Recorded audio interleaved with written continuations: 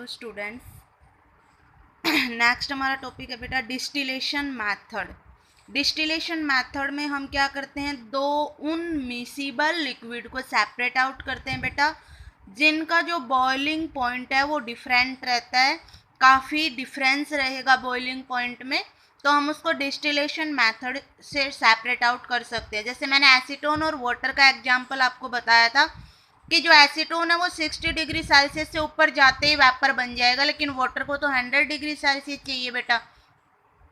तो हम यहाँ पे क्या करेंगे, जब यहाँ पे इसको हीट करेंगे तो आपका एसीटोन 60 डिग्री सेल्सियस पे वेपर बनना स्टार्ट होगा।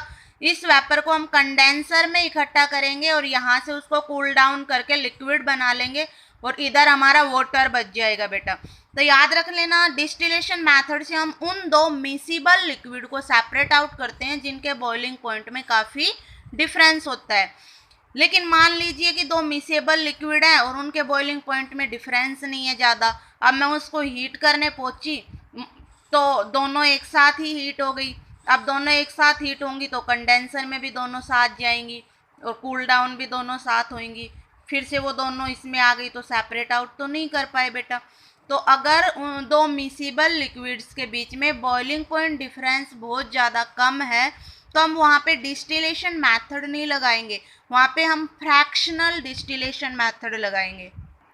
फ्रैक्शनल डिस्टिलेशन में क्या होता है भाई कि यहाँ पे हम उन दो मिसिबल लिक्विड्स को सेपरेट आउट करेंगे जिनका जो बॉइलिंग पॉइंट डिफरेंस है वो लेस देन 25 केल्विन है बेटा। ठीक है, अगर 25 डिग्री केल्विन से 25 डिग्री सेल्सियस से डिग्री अगर ज़्यादा है तब तो कोई दिक्कत ही नहीं है, तब तो हम क्या करेंगे, डायरेक्ट उनको सेपरेट आउट कर लेंगे, है ना। एक को पहले बॉईल कर देंगे, उसको कंडेंसर में कंडेंस करके इकट्ठा कर लेंगे, दूसरा वहीं पे बच जाएगा ना। तो अगर 25 से उनके बीच में जो बॉइलिंग पॉइंट डिफरेंस है वो 25 से ज़्यादा है तब तो डिस्टिलेशन से हो ही जा रहा है, कोई दिक्कत नहीं है। लेकिन अगर उनके बीच में 25 से कम डिफरेंस है टेम्परेचर का, लाइक मैंने एसीटोन एंड बेंजीन लिया तो टेम्परेचर डिफरेंस बहुत कम है बेटा इनके बीच में ना, 24 आ रहा है, काफ़ी कम टेम्परेचर डिफरेंस है। अगर मैं इसको डिस्टिलेशन से हीट करूँगी दोनों साथ वेपर बनेंगी, दोनों साथ कंडेंस होंगी, सेपरेट आउट नहीं कर सकते, तो हम फ्रैक्शनल डिस्टिलेशन यूज करेंगे। फ्रैक्शनल डिस्टिलेशन का कुछ इस तरीके का सेटअप रहता है बेटा कि हम एक वाटर बाथ लेते हैं, उसमें हम डिस्टिलेशन फ्लास्क रखेंगे जिसमें अपनी सारे कंपोनेंट्स है, लाइक एसीटोन एंड बेंजीन दोनों है।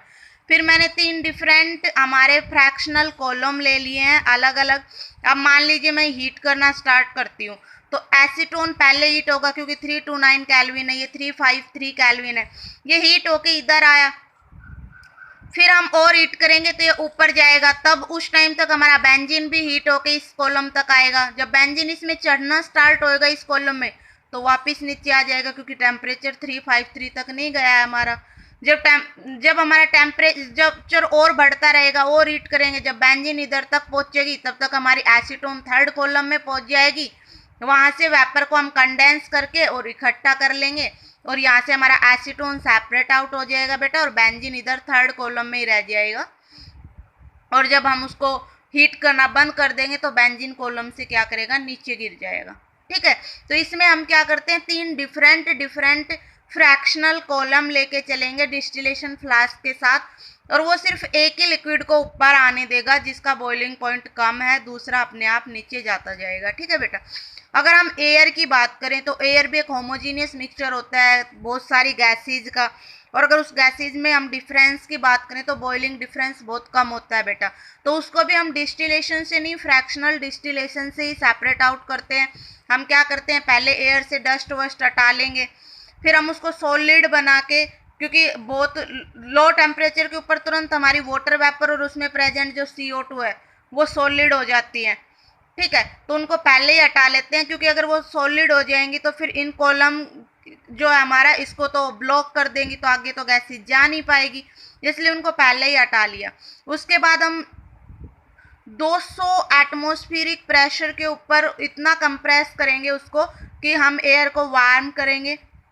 वार्म करने के बाद बेटा उसको एक दूसरे फ्लास्क में जाके कूल करते हैं, उसके बाद उसको एक्सपैंड करते हैं, लिक्विड में कन्वर्ट करते हैं और जब आप उसको बॉयल करना स्टार्ट करोगे, हीट देना स्टार्ट करोगे वहाँ से, तो आप देखोगे कि नाइट्रोजन का जो बॉइलिंग पॉइंट है वो -190 डिग्री सेल्सियस है, और जो ऑक्सीजन उसका -185 डिग्री सेल्सियस है।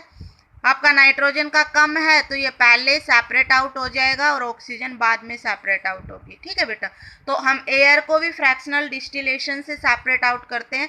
तो ये याद रखना, डिस्टिलेशन जिसमें 25 डिग्री सेल्सियस से टेम्परेचर डिफरेंस ज़्यादा है तो आप उसको डिस्टिलेशन से ही कर लोगे, कोई दिक्कत नहीं है।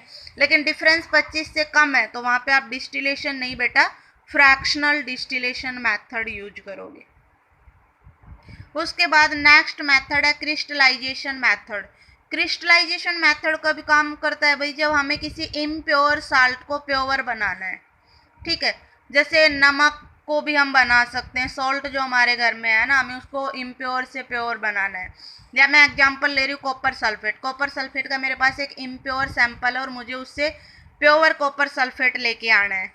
ठीक है, तो याद रखना कि इसमें हम क्रिस्टलाइजेशन मेथड में उन्हीं सब्सटेंस को इम्प्योर से प्योर कर रहे हैं। हम क्या करेंगे कि उस सब्सटेंस को सॉल्युबल करेंगे सॉल्वेंट में, और जहाँ पे इम्प्योरिटी हमारी सॉल्युबल नहीं होती, हम ये कह सकते हैं ना। ये पूछ ले कि क्रिस्टलाइजेशन से कैसे सेपरेट आउट करते हैं, तो हम उनको एक सुटेबल सॉल्वेंट में मिक्स करते हैं जहाँ पे इम्प्योरिटी सॉल्युबल नहीं होती। हम क्या करेंगे, जो सैंपल हमारे पास है कॉपर सल्फेट का, पहले उसको हम वॉश कर लेंगे।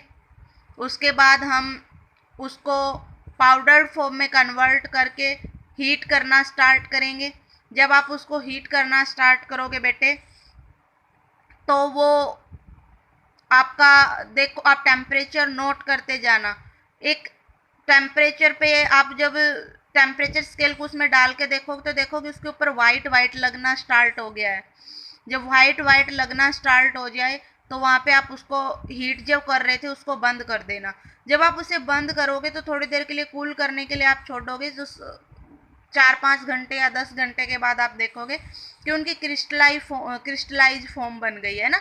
सबसे पहले हम क्या कर रहे हैं, कॉपर सल्फेट को पाउडर्ड फॉर्म में कन्वर्ट करके उसको फिल्टर भी कर सकते हो बेटा हीट करने से पहले, जो ताकि जितनी भी इनसॉल्युबल इम्प्योरिटी पहले वो सेपरेट आउट हो जाए, है ना।